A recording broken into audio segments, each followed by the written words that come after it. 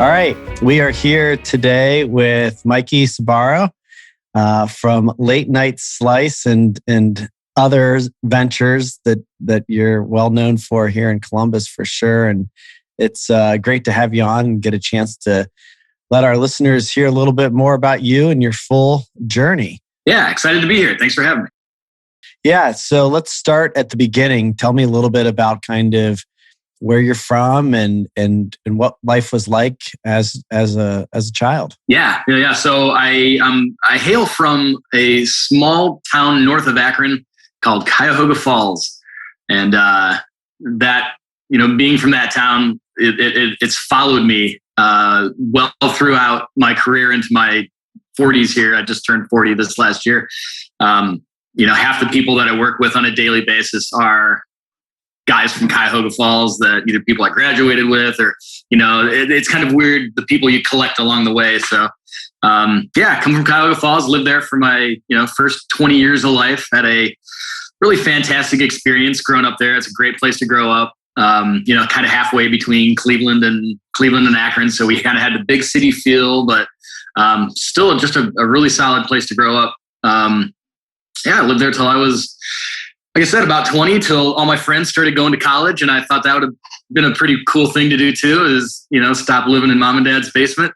Well, tell me a little. I lived in Fairlawn, outside of Akron, for the first 10 years of my life. So I know a little bit about what it's like to grow up in that part of Ohio. But tell me a little bit about what it was like for you. What were your parents like? Did you have siblings? Kind of what kinds of stuff were you into at an early age? Yeah. So come from a family of two sisters. I am being the oldest. So I'm the oldest of three. My sister Katie and my sister Jill. We grew up with our parents, Bill and Kim, who are still together, just about to celebrate their damn near close to 50. Or 40, I guess. And we had a great high school experience. Falls High was fantastic. I, was involved in student council. I was class president one of the years. Me and my buddy, James, who's still one of my best friends to this day, we always ran against each other for class president. So he won 2 years, I won 1 year. But, we'd always walk home after we finished one of the elections and, talk about who did what better. And, so that added to, I don't know, just an awesome experience. Let's see, we had a little lake house up in Conneaut, which is like the northeasternmost corner of Ohio. And still have that to this day. So that's kind of where we spent our summers. It was up at our little cottage in Conneaut, which was a great place to, kind of explore and grow up as a kid. Went to Akron U for a little while. And then all my friends decided they were going to Ohio State. And I was like, man, I need to go there because that's a lot more fun than going to Akron because, that's just where you grew up, right? So, and so we just, kind of backing up a little bit, whether it be the student council thing or, anything else, like, it sounds to me like there's some drive early on. I mean, was there like a kind of a sense that you wanted to accomplish things, be successful? What was kind of underneath like some of that, early stuff for you as a kid? I can, as I've grown a little bit, you have the gift of reflection and of hindsight. So I kind of started looking at a few things, way back early. And, it's funny to look back at a lemonade stand as like a pivotal point in your childhood. But where my parents' house was directly across the street from this giant water tower. We lived across the street from a park. And there was this giant water tower there. And during one of the summers, they decided to paint this water tower. And if you've ever, I'm sure everyone here within earshot has never been witness to the painting of a giant water tower, but we had this really unique, setup where they were painting this thing, and it took them weeks to do. So being the kind of industrious young kids me and my sisters were, we set up a lemonade stand directly across the street from where there was 20, 30 dudes painting this water tower for weeks on end, and we cleaned up. We just, of course, we were using, mom and dad's sugar and lemons and everything, and Kool-Aid, I think at the time. But, I look back at that thing and I'm like, all right, that was one of those times where, we saw an opportunity, albeit as, children. And we actually had a pretty decent result from, looking at an opportunity, and little things came from that. I remember having this one idea where, when you were really small, you could go to like the little festivals or carnivals and you could, play a game and then win a prize. And a lot of these prizes were these inflatables, like an inflatable crayon or an inflatable hammer or an inflatable animal or something like that. And I thought, well, why have to go and wait for a carnival to come to town or one of the fairs to come to town? I got one of these Oriental trading magazines that just came in, the mail at one point. And I was like, why don't we just order all these and then we can sell them like a lemonade stand? So I would go around to people's garage sales and ask if I could just set up I had this little picnic table that I'd drag around in a wagon. And then I'd ask them to set up in front of in their driveway, and he'd sell these inflatable crayons. And I don't think we really ever sold anything. I mean, they're a couple dollars. I maybe made $10, but those little things you look back on and you're like, that maybe that did define a little bit of what was to come, later in life. But well, and how much of your kind of childhood was centered around like that stuff, like ideas or thinking about how to make money or business, or was that just a small part? In hindsight, you can kind of see how maybe the dots connect. I mean, were you into sports and other things? Like, tell me a little bit like about what the whole experience was. Yeah, it's funny to look back and kind of connect those dots now that I'm older and have this reflective side of me that that tends to grow when you hit right around 40. Oh yeah. But I can't say that was ever like, I'm going to own my own business, or I'm going to, I never had that drive. I don't know if it was just innate or it never seemed to be a conscious thing. It was never like, I'm going to go own this and do this and do this. It was just like, hey, I got an idea. Let's try it. And I think if there's anything that's played, throughout the years is kind of, it's that sentiment that, hey, I have an idea. Let's try it. I was never really into sports. I played sports in high school. I was on, soccer and track and a couple other things, but I was never into sports. I'm still not. So maybe that was just, that bandwidth not being taken up by too many sports. Yeah.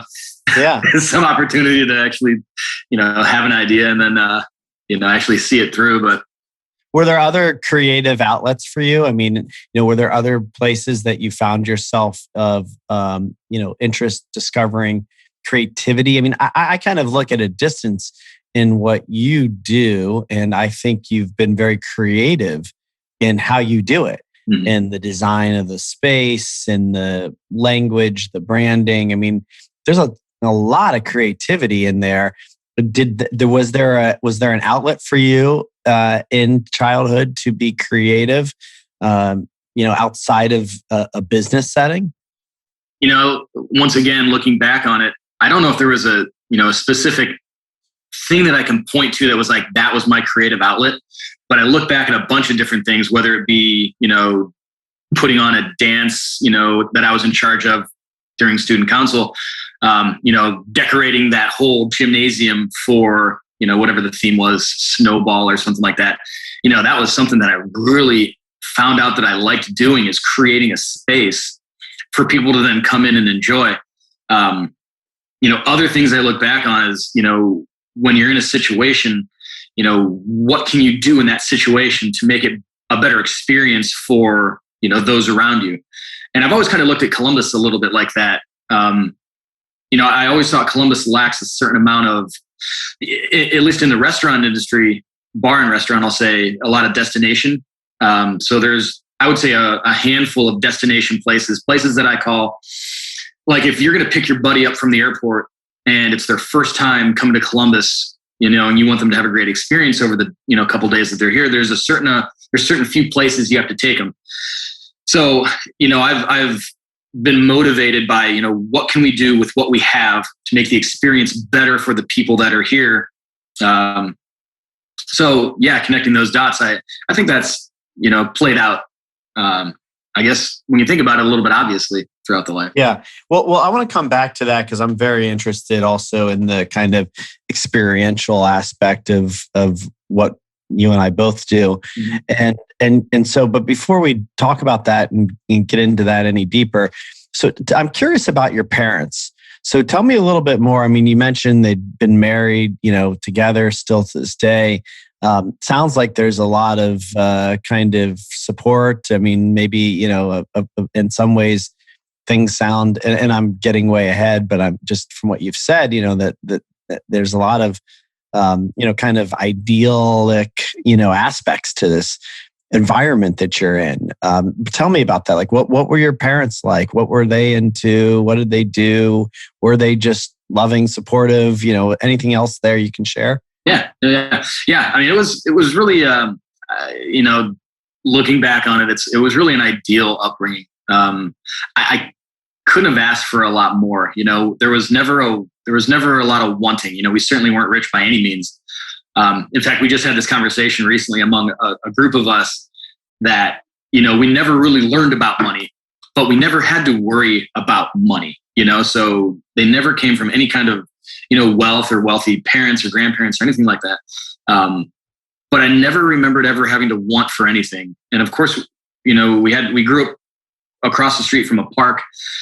So that park was, I think, super influential, and just having somewhere to go.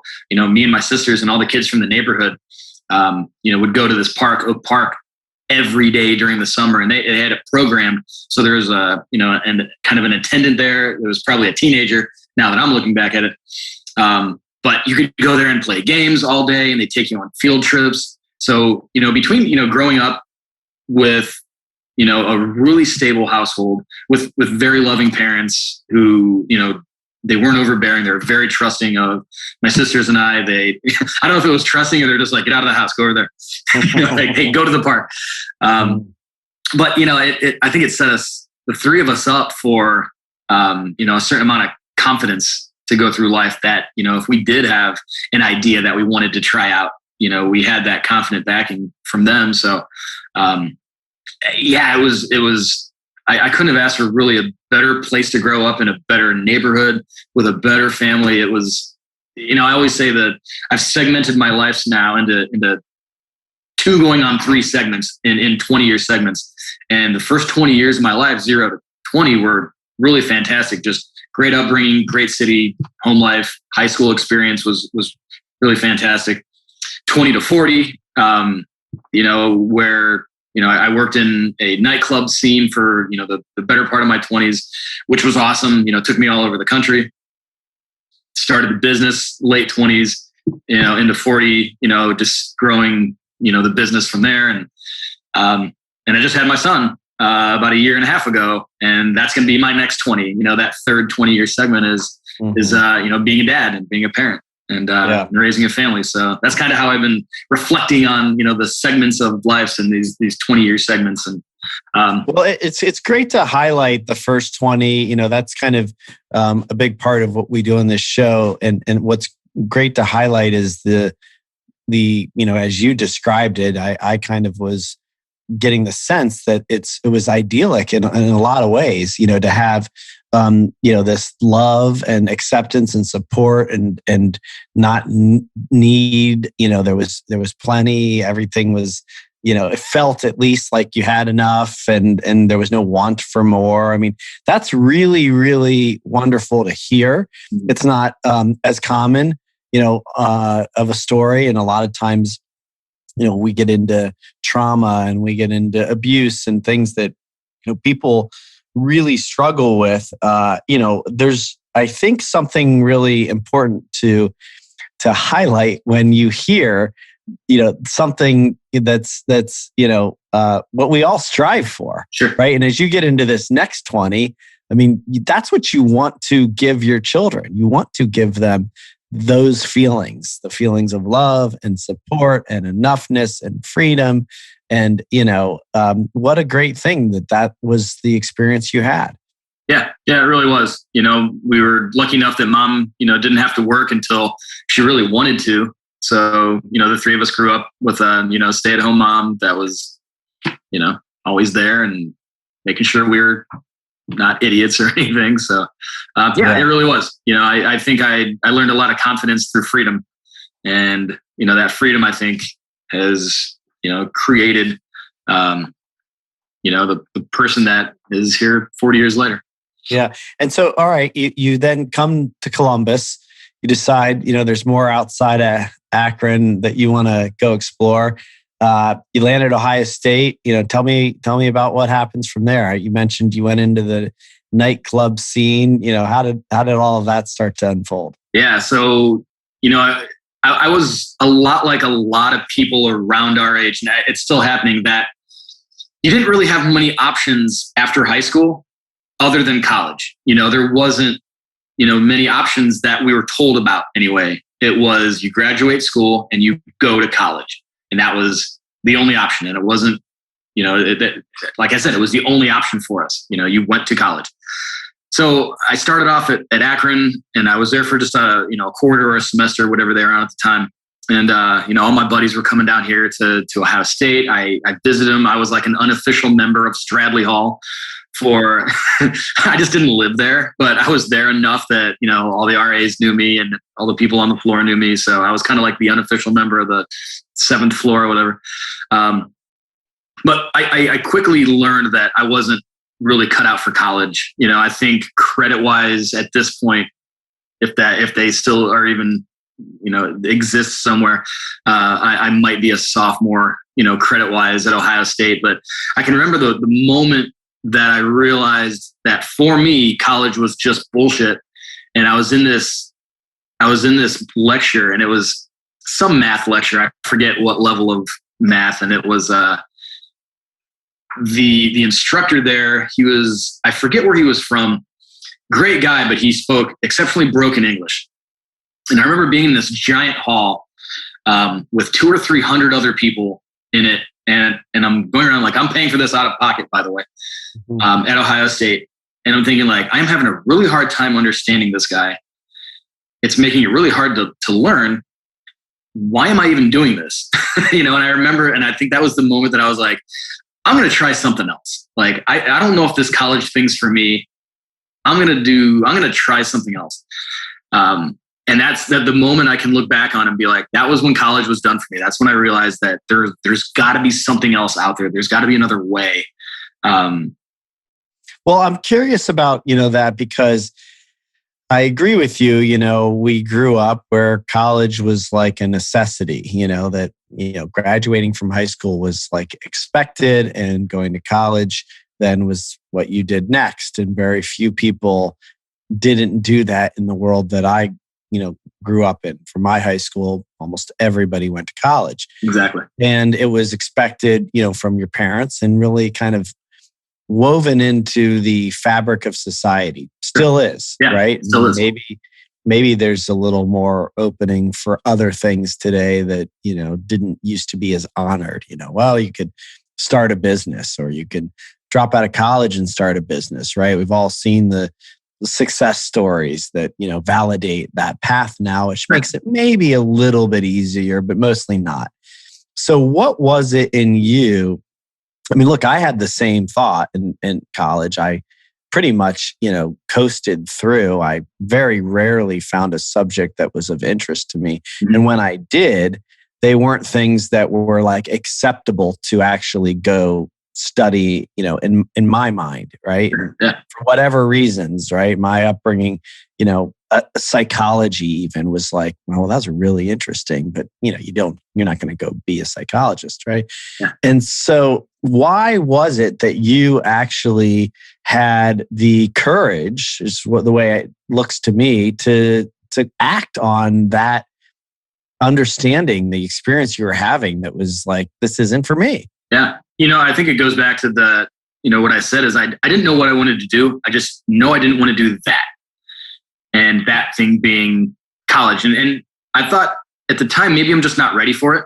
Maybe there's something that I got to get out of my system.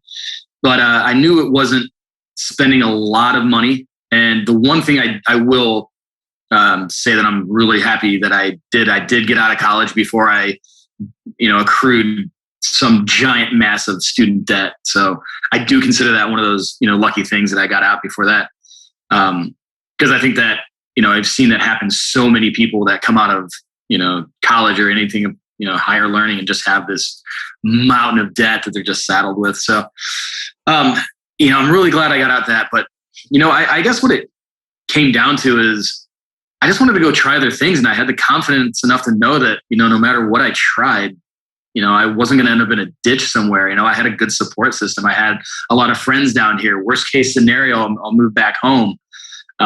So, having that safety net that, I didn't have to worry about landing no matter how hard, it made it easy to go explore a little bit. And the first thing I did is I think I got a job running Name That Tune. It was a bar game show at a bunch of BW3s around here. And so that was a blast for me, man. I did that for years in my early 20s. Waited tables down at Max and Irma's at City Center, and still have met some of the best people. Even one of my business partners today in Late Night Slice and Oddfellows, Jason, I met at Max and Irma's down at City Center. And that was, one of those like late teens, early 20s jobs that, is really, I think everybody has one of those early jobs that kind of define you as a person, that, you just had a blast doing it. It made the summer, it made that year, it made, you made a ton of friends doing it. So, again, widening that support system, widening that safety net, it made it easy to have an idea and then go say, all right, I want to try this. And going into the nightclubs was another thing that was, I was like, I don't know, I want to go work in a nightclub. That seems like it's a fun place, might be a fun place to work. So I remember walking into one of these clubs and just being like, hey, are you looking for a DJ? And they're like, as a matter of fact, we are. Go talk to that guy. And that started kind of like my career of working in nightclubs. And I spent, like I said, the better part of my 20s in clubs all around Columbus here. And I took that job out to Las Vegas, Florida, New York, Dallas, Myrtle Beach. I mean, I was all over just working the clubs in my early 20s. And I mean, what an awesome way to spend your 20s. Yeah, totally. I mean, it's a great fun, right? I mean, it's a fun way to work. Yeah. And yet you're learning a lot too. And I don't know kind of if there was any thought towards like your own gig or creating, your own F&B, some sort of, something out of this world, but you're certainly learning a lot through working at Max and Irma's, through, nightclubs around the country. Was there an idea that you wanted to actually like learn and then do, or were you just in the like, this is fun, I'm making money and, I'm around cool people and I'm just going to do this for now? And where were you with that kind of experience? I certainly wasn't like using it as a means to an end by any way. It certainly wasn't like I want to own my own nightclub. It was more of one of these things. And I guess to your previous statement, way more of the latter. Like, this is a blast right now. I'm young. I'm making money. I'm traveling all around the country. Like, let's keep this going. Let's lean into this while I got a little bit of, I guess I've always had this idea that I think, retirement is kind of, the idea of retirement that, you work until you're 65 and, then hope to retire and, then you start living your life. I always thought that was kind of bullshit. So I've always looked at things like, well, why don't I borrow a little bit from that now? Why don't we design my life a little bit so, you can have fun now while we're, making a little bit of money. I don't have a lot of responsibility right now. Of course, I didn't have, I think I had a girlfriend, and a car. that was about it through my mid 20s. So, it was a really exciting time to just kind of explore and figure out what that is. And I remember living in Myrtle Beach. I got a job waiting tables at the Dick's Last Resort at Barefoot Landing. And, man, that was if you ever have to wait tables, and I always said if they ever build a Dick's Last Resort in Columbus, I was going to get a job there waiting tables. Now, they did open a Dick's in Columbus a couple of years back. And I seriously thought about actually getting a job there, just waiting tables because it was such a blast. It was such a fun job. But my partner was like, I don't think that's going to look great for the business if the CEO is waiting tables. And I said, you're probably right. Yeah. Yeah, and it was at Easton, if I remember correctly, like on the outskirts of Easton. So it wasn't exactly like, being on the beach or something, Really. Right. It was actually downtown at the old Frog Bear. Is that where it right was? Attached to, right on top of Buca de Beppo, actually. Okay, yeah. All right. That might have been better. I was thinking there was one maybe out by Easton. Yeah. So you're just enjoying life. You are learning, but you're not maybe realizing that this is going to serve you as you go do your next thing. Yep. So when does the idea start to come in for late night, or what's the first idea, and when and how does that start to come in? Yep. So the first idea that I would say that set me onto my path of, I hate using the word entrepreneur, but my first entrepreneurial endeavor, when I was living out in Vegas, I considered that. I went out to Vegas with a girlfriend at the time. We were going to work, DJ, do stuff out there. We were planning to go for 3 months, ended up staying a year and 4 months. And I call that my vacation. And my life was a vacation at that point, but this was kind of a vacation from the vacation. And we were in San Diego at the time. And in San Diego, they had these pedicabs in the gas lamp district. And I knew I was coming back to Columbus. And I didn't know what I was going to do once I got back here, but Columbus always brought me back. No matter where I was, I always kept an apartment here. I always, Columbus was always home base. Wherever I was at, it was never a serious consideration to actually plant roots and move there. It was always just exploring. So, going down to San Diego and kind of spending a few days down there, I was like, these bike taxis that are all throughout the gas lamp district would do awesome in Columbus. And I knew I was moving back at the time. And I got hit with something right before I left Las Vegas. And I got a job offer there at one of the biggest, best nightclubs in the country. And it was kind of a ship position within the nightclub. But I knew that within a month or two or three or four, that would have turned into one of the, good positions. And I was probably 26 or 27. It was already a 6-figure job, mostly cash, great benefits. And that was, unheard of money. And I remember thinking at that time, unless I move out of here now, unless I leave Las Vegas, I'd probably still be there. I know I'm going to be here a lot longer than I want to be. And I knew I needed to and I wanted to get back to Columbus. I missed my friends and family. And honestly, I had done Vegas. Vegas I had been out there for a year longer than I had planned. And I had seen everything in there. No rock was left unturned in Vegas. I feel like I did it. So I turned down that job and I, really leaned into these pedicabs and ended up buying 5 of them with a small loan from mom and dad. And I got the pedicabs, and that's when ECT pedicabs started in the spring of 2008. I think in March is when we got those delivered.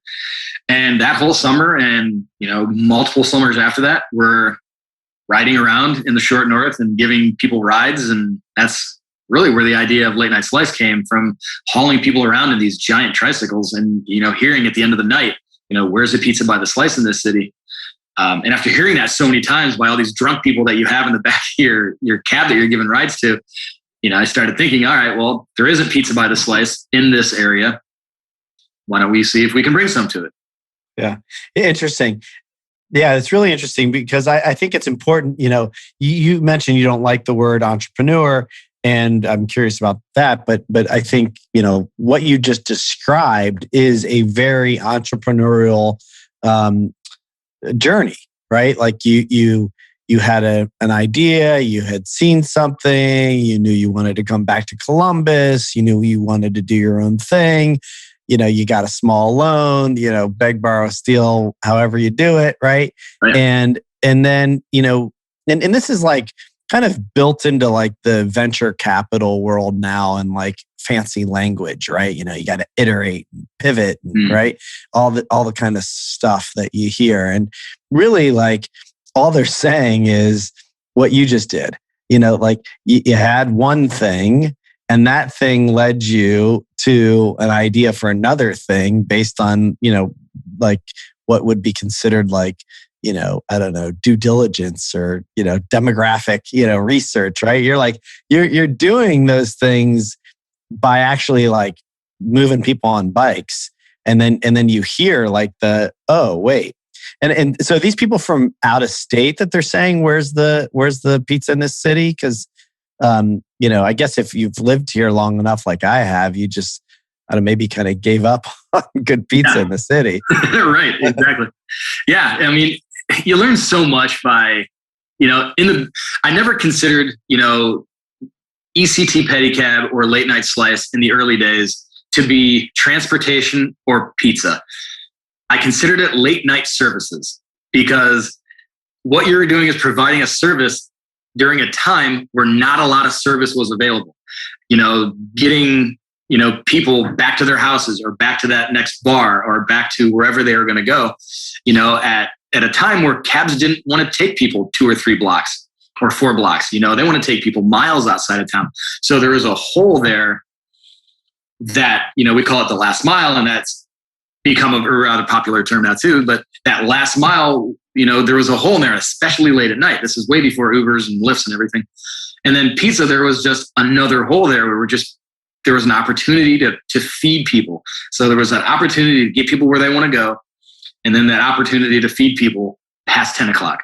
Mm-hmm. So, those are just the experiments that led to, I always tell people, they're interested in starting their own business, their own project, their own idea to start fleshing it out. I'm like, start with an experiment. Mm-hmm. Back in the day when I was a teenager, I wanted to do karaoke. I thought karaoke was like the coolest thing in the world. So I went out and, spent like $2,500 on getting a whole karaoke setup. And I did it one time and I hated it. I loved singing karaoke. I loved being in the presence of like the karaoke thing, but running it was totally boring to me. Yeah. So that wasn't a bad experiment. It was $2,500. That's not going to make or break you, right? Likewise with the pedicabs, I think I got that started for, 20 grand, I think, to buy 5 of these brand new pedicabs. Again, it's not an insurmountable number, worst case scenario. I didn't like it. I sold the cabs. I was out a couple grand and we move on to the next thing. Pizza, likewise, pizza was an experiment. I didn't even know how to make pizza. We'd ride the pedicab and you'd have, $1,000 saved up after a week or two of riding your pedicab. And I'd go onto these auction sites where they were selling like just dirt cheap restaurant equipment, used, just awful stuff. And I started buying all the things that I thought I would need to set up a pizza shop. And eventually, after riding that pedicab for, enough weeks in a row and buying a cheap refrigerator, a cheap prep table, a cheap oven, a cheap, set of smallwares, at these restaurant auctions, there was enough stuff to start to experiment with making a pizza. And we didn't even make our own pizza at the beginning. We bought it from another pizza shop and just heated it up and sold it, for like the first couple of weeks until things really started taking off. So, I've always adopted the, start as an experiment to figure out if this is something you even want to lean into. And then when you start seeing the results, when you start, we started seeing lines at Late Night Slice really early on.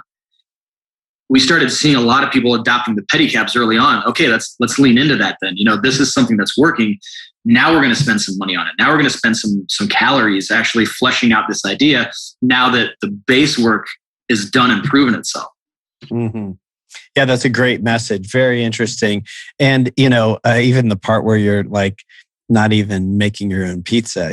It's like there's so much kind of just like figuring it out, experimenting, trying shit, buying on auction, using someone else's pizza. I mean, this is also why people don't do it, right? Because it's freaking hard, right? Yeah, sure. None of that was easy. And now you seem to have like a really good attitude about it all, that like, even when you say, well, 20 grand, not an insurmountable money, it is a lot of money. Sure. Right now, you figured, well, I can sell them, I can lose a couple grand, and it'll all work out. But a lot of that is very daunting to people. Yeah. And I have a friend, Gino Wickman, who is the EOS guy, but he has a new project called Leap, and it's all about trying to filter out whether you're meant to be an entrepreneur or not. Yep. You describe this very kind of naturally, but it's only natural to you, right? To a lot of other people, that might be really scary, really daunting, and maybe not for them, right? So it's you have to have that kind of innate way, that mindset, which you clearly have. And so, yeah, I'm curious, like, you've got lines now right away, early on. And what was it, do you think, if you were to kind of go back? I mean, yeah, there wasn't good pizza in Columbus and late night, like, there was a hole as you described it. But it feels like it was more than that to me. I think you guys did more than just put good pizza in a hole. Like, why do you think right away people were energized by what you were doing? I think the thing that set Late Night Slice apart is it was really authentic. And I'll bring in 2 points about that. And, one just calls back to the point we were just making. There wasn't a lot of destination places. There wasn't a lot of places that people could be like, this is indicative of the people in our culture. This is us. This is something I'm proud of. This is something unique to my area. This isn't, when I say, $20,000, is a lot of money, absolutely, but it's not insurmountable. What we didn't do is we didn't go out and spend $400,000 on building an experiment, not knowing if we were going to like it, if people were going to respond to it, or if our idea was even good enough to spend that type of money on.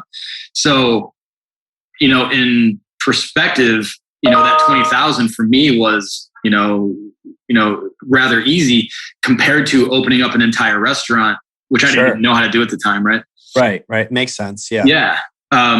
But I think what set Late Night Slice apart was just the fact that it was just, it was authentic because it was hand built.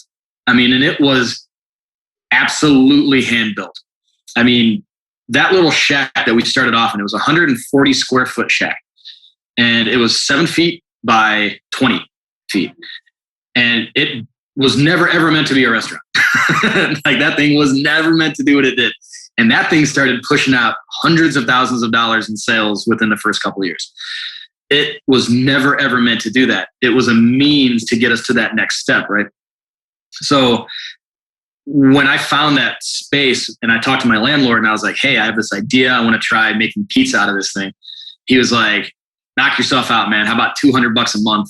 And you can have this old office shack for this car lot that the parking lot that's now the Oddfellows patio used to be a used car lot back in the 70s, let's say. When I got in there, I remember taking out CarQuest stuff and signs and just things from when that was a parking lot. But the first thing I did is I called in the health department and I said, all right, I want to make food in here. What do I have to do? They said you have to put in this sink and a mop sink and this other sink and make it look nice and everything. So I painted that place myself. I did the plumbing myself. I did the electric myself, which I wouldn't recommend because they don't teach you how to do a little bit of electric. Nobody wants you to know how to do a little bit of electric. Right. Can't find many videos of them. But we got through all that stuff, and we pretty much just hand built the place. So the place was really, really authentic. It was a shack, and because it was just obviously hand built and it wasn't polished by any means, and it got to the point where it was putting out a good product and a unique product. Like, we had 15 flavors of Faygo when we first started. We projected movies on the wall. We hung up these patio lights that are everywhere now. But back in the day, stringing up patio lights was kind of novel at the time. So you had this cool glow on you that, it begged people to at least come check it out. It was as much of a what do they call it? Like a roadside shack or roadside shanty as you could possibly get. That was plucked right down in the middle of the short north, Columbus's, premier district. So you had this little, you had these bars all around, you had some nightclubs and everything. And then you just had this little piece of whatever it was, selling pizza and had a good product and it was kind of authentic. And we were just kind of doing our thing. And it had these funny signs and everything. And I think it really made people in the neighborhood latch onto something because it was unique and it was cultural, Yeah. And we didn't know it at the time. We just thought, let's project movies on the wall. That'll be cool. Right. It wasn't all intentional, like we were trying to create anything. So kind of coming back around to this authenticity piece, I think there's something really important here. I'm hearing like there's a bit of a, we don't have the money or right, the team. We're not like going to go out and hire designers, right? And do all this stuff that maybe, you do if you are opening a restaurant, right? You didn't really even have a choice. You were going to need to, kind of make this thing happen on your own with limited funds and, limited resources. And so, it kind of has a legitimately authentic finished product because it's being done that way. But that ends up being the thing that in part makes it what it is, right? So, I mean, I've lived here. I've experienced all of what you just described. I watched it happen. I was a consumer, right, in this city, and seeing something really alive, come to life in a unique way. And being somebody who is also passionate about creating space and the experience that we have in the space, and having traveled around and seen cool things all over the place, all over the world, and trying to bring that here myself and create spaces, in a similar way. And that authenticity, I think, is really important. It's a funny thing though, like when you kind of like look at it a little bit under the hood, that the fact that you don't have the resources ends up being the thing that makes it great. Yeah. And so I'm wondering just kind of like what you think about that, like the importance of creating authentically. I'm just a huge believer that authenticity is really critical in every aspect, but I think there's still a little bit of and actually, as I'm saying, I'm thinking about kind of the college part of this, right? Like there's still not a total buy-in on authenticity. Yeah. But I really believe in your case, in part, at least in part, it's directly correlated to the bottom line. Yeah. Not to mention, like, well, the fact that you just get to show up and do you and like have fun and like all of that is like way more important than anything. But it does correlate to the bottom line. Yeah. No, absolutely. I always tell people in a lack of resources, or when you have a lack of resources, become resourceful. You can get what you want to do done. You just have to look around for either cheaper or easily accessible ways to do it. Like, I guess to the second point there, it's authenticity is such a hard thing to achieve, and especially when you start replicating. For us, one of the, I'll use Oddfellows as an example. Oddfellows, the bar in the short north. We recently built one down in Cincinnati, and my partners convinced me to do it, but I fought back quite a lot, saying that Oddfellows was never meant to be recreated. It was built with a set of like ideas and values and a specific outcome to just be one. And I think when people try to, authenticity is exceptionally translucent. You can see through it if it's not done exceptionally well, right? So I wouldn't say authenticity is totally transparent, but if you don't execute and there's not a soul behind what you've done, it's easy to see through, and it's easy then to become just a part of, the existing landscape where there's not a lot of creativity, where there's not a lot of thought, where there's not a lot of, differentiation between what you're doing and then what everybody else around you is doing, right? So, and I think that's what drives most of what we do in this company is, what can we do to set ourselves up? We sell at Late Night Slice and Oddfellows the world's two favorite things, pizza and booze. You walk out any door you're pretty much ever in, and anybody listening to this, you walk out of whatever door that you are closest to, and you could probably find pizza or booze within a 10-minute walk of wherever you're at. Most of us probably a lot closer. So it's not about the pizza or booze for us. Anybody can do that. I think personally, we have great pizza and I think we have great drinks at our places. You have to have a good product, of course, but it's the things around what we're doing that makes it exceptional, that makes it an experience, that makes it authentic. So that's what really drives us is, what can we do around the world's two favorite things to not only, make ourselves a destination here in Columbus, but beyond. When people come to Columbus and they're here for the first time and they want a taste of the people and their culture, where are they going to go to? They need to have those destination places that really define a community. And that's what drives us. That's what we try to be. We try to be those places that you have to go to. Like, you have to try this place out. Yeah, the pizza's great, but you've got to see this crazy little, tiki speakeasy in the basement. Or you have to go to Oddfellows and see all the crazy shit on the walls. Or, try out whatever pizza of the week this is. It's, a poutine pizza or something. So, well, what do you do about the issue with scale? I mean, I agree with you. It's funny. Like, I don't know what the first Dick's Last Resort was, but like maybe it was super authentic, and then it scaled and it became this kind of like, thing that you can see through. Yeah. And I don't know if it ever was or not, but I'm just wondering, like, so what do you do about that then? Do you keep creating and have everything be unique and authentic? That's I don't know about your partners, but I know mine are generally frustrated by my interest in doing that, right? Because I have the creative entrepreneurial brain itch, and inability to sit still. Yeah. Right. So I want to create new brands and products and experiences all the time. And, it's hard to do it over and over again. Right. So scaling seems to be easy at a certain point. It's like, well, we could just replicate that. Sure. Right. But you run into the authenticity issue. Can you really replicate it? Does it start to lose things? Does it get diluted? So what do you do? What are you guys doing? So most importantly, it's should you?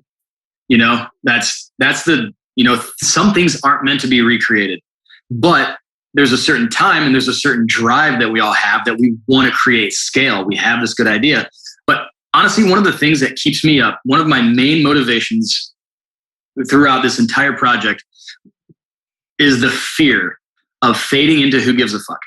And that's what I consider is when people get to, when you replicate something that was once authentic. If something is built to just be, stuck in the middle of any plaza in any mall or any downtown and to be replicated, then that's fine. That's great. That's incredible. But when you have something that took off because of its authenticity, replicating that takes an exceptional amount of finesse. And sometimes it's almost impossible. I mean, I always look back at, I hesitate to even say it because I'm not getting down on this business. But if you look at the first one they did up in Cleveland, it's exceptionally authentic. You go in there and you're just like, this place is magic. And then they built a lot of them all over Ohio and probably elsewhere. And they just, each one loses something because you have to use new materials. You can't just keep finding all the old stuff or all the unique stuff that made that first location authentic.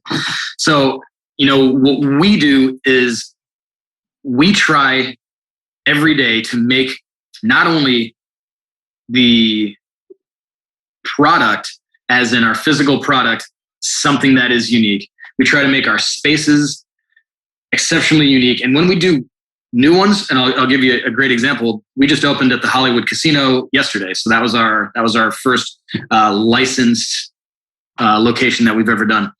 So what we did is we took the best things of all of our builds that we've done previous, and we put those all into one package, and you try to just not make it look as polished as it probably could look. You had to make it look a little bit worn in because, again, if it's too polished, if it's too shiny, people see through that. And then the first thing they say is, oh, I remember the first one. Oh, I remember when it was good. I remember when the product was better. I remember when this was cool. How involved are you in that process of making sure that it's exactly what you want it to be? Exceptionally involved. I mean, that's the one thing I, do. And that's the one thing that gets me out of bed in the morning is being the person that drives the experience, whether it's the customer interaction, the experience you get when you walk up to the door, once you walk through the door, and once you take your stuff and you leave. That's what keeps me up at night is to, make sure that's a unique experience. Because again, my biggest fear is fading into who gives a fuck.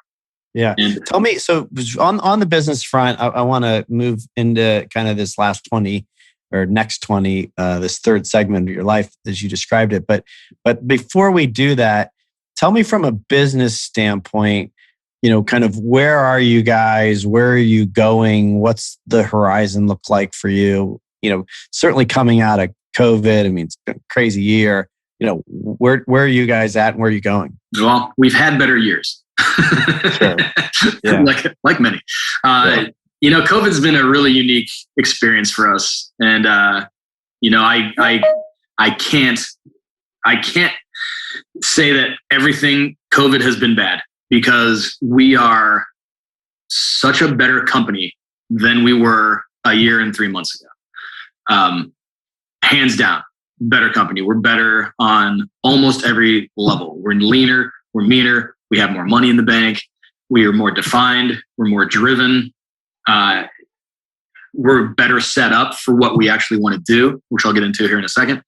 So, COVID for us was something that made us sit down, inspect every part of the business, look at what was wasteful, look at what was inefficient, look at what was just bloated, and do something about it. We were just like any other restaurant. We had the luxury of being in pizza, which was a very acceptable and easy to order food during the pandemic. But we're mostly dine-in. We weren't like a traditional pizza shop where 90% of those sales are walking out the door anyway. We weren't as delivery heavy as most pizza shops are. We were way more of a traditional restaurant in that aspect. So we got hit way more like a traditional restaurant. But the company we are now, and the things we've had to go through, the challenges have made us just so much better and more able to, I think, not only get through, but look to the future where, growth for us wasn't even an option, 4 or 5 months ago. At least traditional growth, when you think of building a restaurant, you either take over an old space or you build a new space and you put, 500,000 or 750 or twice that, no matter what, into a space. That wasn't an option for us. So, when an opportunity like the casino came around, that was, I thought, very on brand for late night slice, drinking, gambling, that's just seemed to really play well for us. And it was a licensing deal where, we have a licensing fee and then a percentage of sales. But other than that, they're just renting the brand from us. It was kind of a no-brainer. There just wasn't a lot of downside to it. So, again, it made us a better company through exploring growth, but growth unlike we had been used to. This forced us to look at other things when maybe a year ago, or, let's say pre-COVID, we would have looked at an opportunity like that and been like, we're not interested. We have this path that we're going down. Now we were really able to, look at something like this and see the value in it. And it can potentially become a whole nother arm of the company. Airports, travel centers, other casinos, stuff like that. Yeah, absolutely. So is that part of the plan? Yeah, absolutely. Once we've gone through the work to create this playbook, of doing a licensed location, the tendency for us is to, let's see how many places we can now use that. I mean, we have an entire playbook now that we've built, to do a licensed or more licensed location. So, it was great. It was fantastic. And if we have these opportunities that come around in the future, then we'll absolutely not only, want to do them, but we'll be ready for them. It's great. And tell me a little bit about, kind of as we start to wrap up, you're a new father. And, I know just, through mutual friends that, you think about yourself, your life, your family. I mean, you've talked about it today. You work on yourself. Tell me a little bit about kind of how you see this next third, this next 20 years. You mentioned you want to really be a good father. Tell me a little bit more about kind of you and where you're headed personally. Yeah. I think this next phase, this next quarter, I'll call it the third quarter, the 40 to 60, and I'm only 40, so it's just starting. I'm looking forward to it. The one thing that I will say is that, when you add the stress bomb of child to your situation, I think you do very well for yourself if you're in a very stable situation. And that's one thing that my wife, Rachel, and I have, I think, done really good at. We were together for 8 years, married 4, when we decided to have a kid. So, we dated for 4 years, traveled, had a blast, enjoyed ourselves. Then we got married. We were married for 4 years. So, we had a solid 8 years of foundation to then add the child bomb too. So I think that really helped us out. We were super stable. We were ready for it. I do regret having a kid a little bit later in life, because I think you're at that point, you're taking a little bit away from, your parents who want to enjoy their grandchildren. But on another part, you can't really look at your life that way, so, starting a little bit later, I think was, I don't think at this point I'll look back and think that was a bad thing at all. But so my boy William the fourth. So I'm a William. I'm the third. It was pretty easy when we found out we were having a boy to just name him William Michael the fourth, just because there's not a lot of fourths around. So we figured that was kind of a unique opportunity. Plus, we didn't really hate the name Will or William. So he's 20 months now. Turns 2 in September. And then come December, we will be having our second one because Rachel is expecting, or we are expecting, I guess. So 2 and done, man. And we're going to move on from there. That is all we're doing. Appointment set, man. Yeah. Well, I have no doubt you're going to do that like you've done everything else you've done, especially knowing the role models that you have and your parents. And I do think there's something really to be said for having kids at a point when you're stable. Sometimes that requires time, right? So, nothing's wrong ever, right? In my worldview, it all kind of happens in perfect timing and in a divine perfection. So I have no doubt that you will excel there as you have. And I love to hear the COVID stuff too. I mean, I know that's been really hard, but to be able to come to this point in the COVID journey and say everything you've said, including, this idea of the licensing, not the idea, I mean, you're doing it, but that feels very much to me, just when I hear, you say that you're doing that, that feels very much to me like the pedicab to late night kind of thing, where it's like, oh, wait, we don't have to have all of this capital and take all of this risk and like do everything every time. We could actually leverage what we do. And what I think is so brilliant about the licensing is the authenticity, which you are going to make sure is a non-negotiable, is really desperately needed in the places that you would license. Yeah. So like airports are generally pretty stale, right? Casinos, same thing. Like, maybe in Vegas they get creative, but general food options at a Hollywood casino don't have your vibe. But people want that. And so you still have this wide open free zone frontier of authenticity in places that it's wanted and doesn't exist. It seems pretty brilliant to me that would be a great outcome of the COVID learning for you. Yeah, absolutely. No, you nailed it. It really is. It's growth, but it's growth unlike we're used to. And that doesn't mean bad. It just means it forced us to look at, a different way to continue to grow. Because, that was one thing during COVID that was kind of our mantra to get through this was, how are we going to grow out of this? And, that was one thing that kept us motivated was how are we going to grow out of this? And, a year and some months into it, we ended up, with some growth out of it. Yeah, good. Well, hey, congratulations on everything. Thanks for taking the time to join me here today and to share your story on the podcast. And, look, as a fan of this city and a fan of people, in the entrepreneurial world and a fan of authenticity, and a fan of Late Night Slice, I just want to, kind of acknowledge you and thank you. I am a huge believer that having really good pizza late night in a experience that's like, in the Instagram culture, like a moment, right, that people are going to capture. They're not only going to capture it for themselves, they're going to share it. I am a huge, huge believer that this is like economic development at its finest. Sure. And that might sound kind of odd to people that are doing economic development, right, traditionally.